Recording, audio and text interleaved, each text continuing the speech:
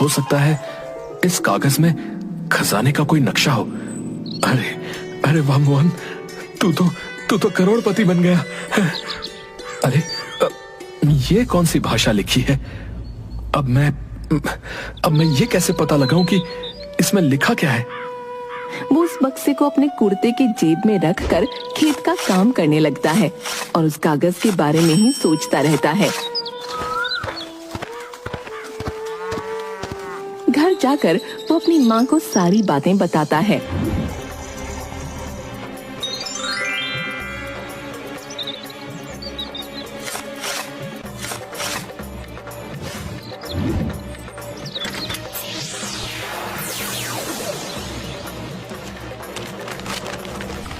पर माँ, इसमें जो लिखा है वो मुझे बिल्कुल समझ में नहीं आ रहा।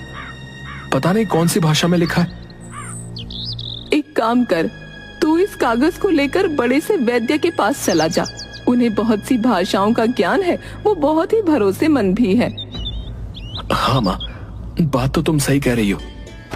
फिर वो उस कागज को लेकर बड़े वैद्य जी के पास चला जाता है। आओ आओ मोहन, बैठो। साधना की तबीयत कैसी है? तबीयत तो वैसी ही है जैसी पहले थी। वैसे वैद्य जी, मुझे आपसे कुछ जरूरी बात करनी है। वैद्य जी, मेरे खेत के पास जो पुराना बरगद का पेड़ है उसके नीचे से ये मिला। मैं चाहता हूं कि आप मुझे ये पढ़कर बता दें। अरे इसमें कौन सी बड़ी बात है? लाओ वो कागज मुझे दो।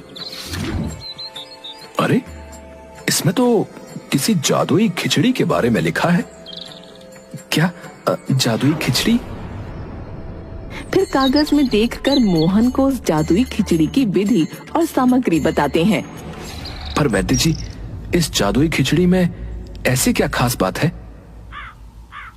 बेटा, इसमें ऐसा तो कुछ नहीं लिखा है, पर मैं तुम्हें अपनी सूझबूझ से पता करके जरूर बताऊंगा। वैद्य जी का एक चेला बाहर खड़े होकर वैद्य जी और मोहन की बातें सुनने की कोशिश करता है।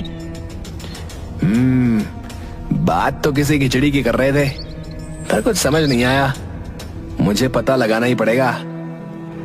मोहन वैद्य जी के कमरे से बाहर निकल रहा था, तब बिट्टू मोहन की तरफ बहुत ही अजीब तरीके से देख रहा था और मोहन ने भी इस बात को नोटिस कर लिया था। वो चुपचाप वहाँ से निकल जाता है। मुझे ऐसा क्यों लगता है कि इस बिट्टू ने हमारी बातें सुन ली। खैर जो भी है, मुझे खिचड़ी के लिए वैद्य जी के बताए हुए सामान का इंतजाम करना होगा।